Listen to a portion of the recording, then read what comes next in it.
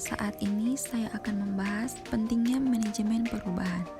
Perubahan tidak dapat dielakkan dalam kehidupan manusia, dimulai dari dunia usaha yang lebih dulu menyadari pentingnya perubahan bagi peningkatan kualitas produksi yang dihasilkan. Perubahan memang selalu terjadi dan pasti akan terus terjadi.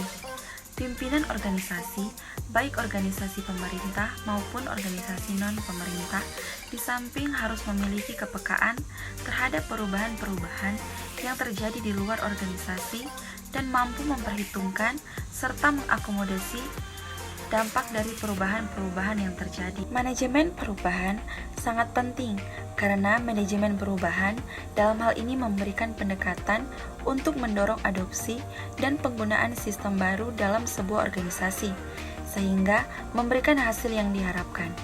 Berikut beberapa hal yang menjadi alasan kita memerlukan manajemen perubahan. Yang pertama, berkembang di dunia yang selalu berubah. Organisasi menghadapi perubahan yang lebih cepat, lebih kompleks, lebih saling tergantung, dan lebih fungsional daripada sebelumnya. Mampu memberikan hasil pada beberapa perubahan memungkinkan organisasi untuk mencapai visi strategis mereka dan berkembang dalam bisnis yang berubah saat ini. Menerapkan manajemen perubahan memungkinkan organisasi untuk memberikan hasil pada setiap perubahan secara lebih efektif dan membangun kompetensi yang menemukan kapasitas organisasi untuk menangani lebih banyak perubahan dalam satu waktu. Yang kedua, tutup kesenjangan antara persyaratan dan hasil.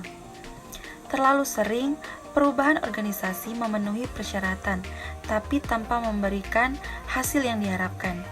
Mereka memberikan hasil yang diperlukan tanpa memenuhi hasil yang diharapkan.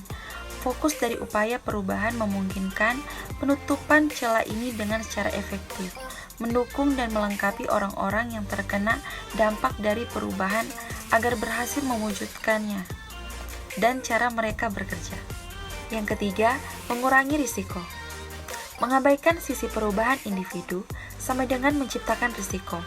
Ketika adopsi dan penggunaan solusi diabaikan dan fokusnya khusus pada pemenuhan persyaratan teknis, maka hasilnya adalah risiko dan biaya yang berlebihan.